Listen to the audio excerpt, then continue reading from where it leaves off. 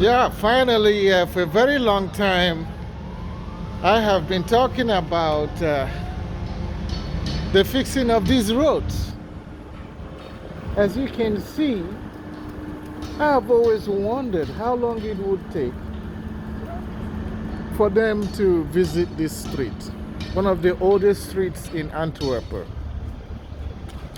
Much of their attraction is in this area, and much of their offices, for instance, the ABVV that helps people, is on this street. The zoo is right here. But this road, for a very long time, was very, very bad. It was not motorable, and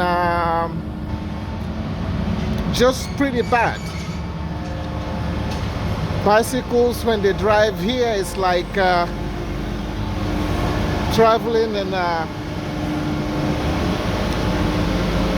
very, very rough street.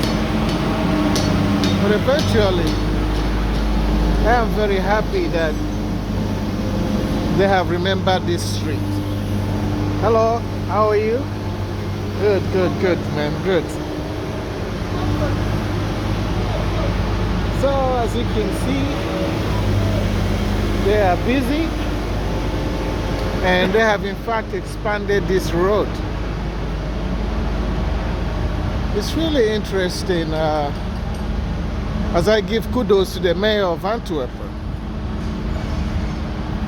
These types of renovations and reconstructions are very necessary in the advanced world today.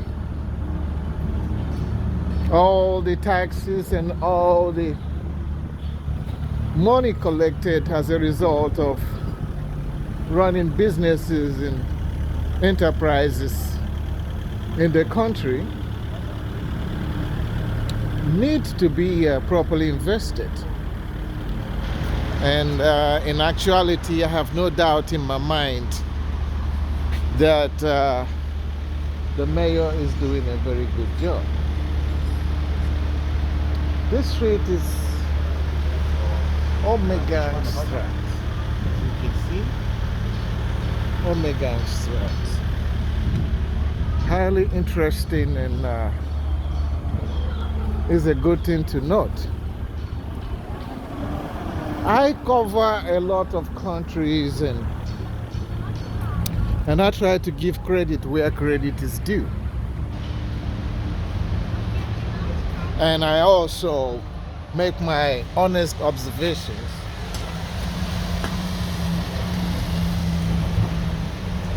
When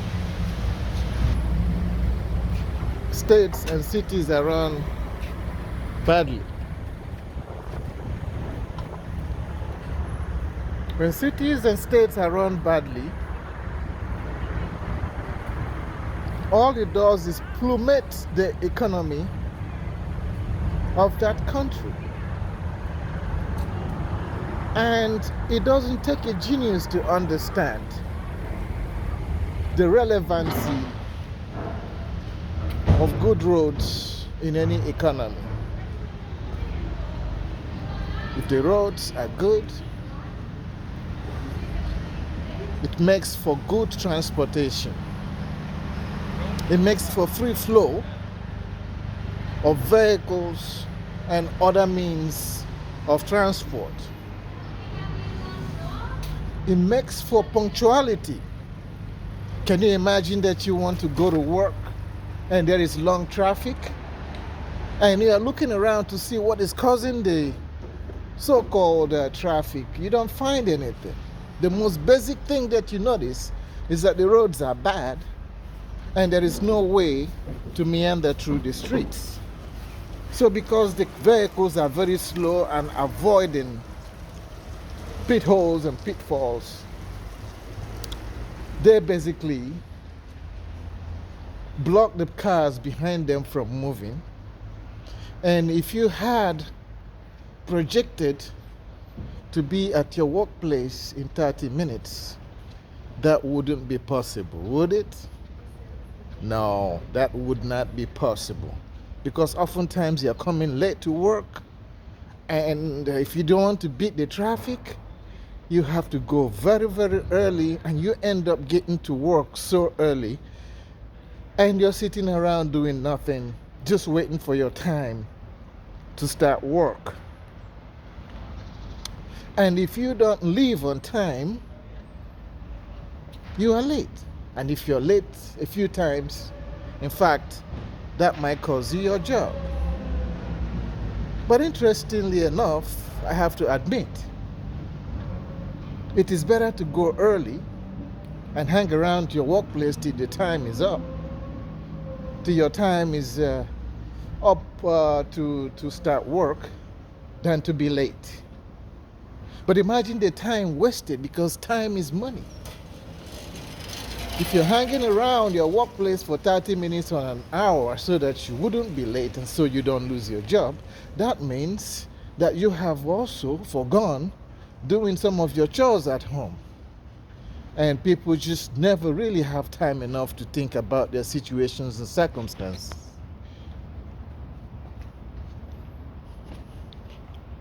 So when these things are going on and the economy is robust, and people are paying taxes, people are going to work on time, they're giving full, honest job services, then the economy grows. But I've also visited some third world countries like Ghana, like Nigeria, like some parts of Togo, going on to Cameroon. West African countries have really just started there. I know it's not better in the eastern part of Africa. Some parts are even much better than what I have seen in terms of the road networking in Africa.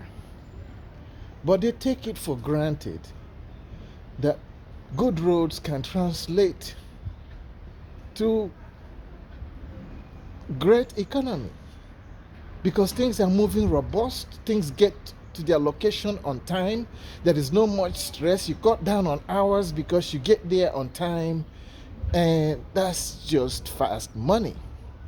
And when the people who have businesses and who have all kinds of enterprises are actively pursuing their goals in their jobs, they pay their taxes based on their income.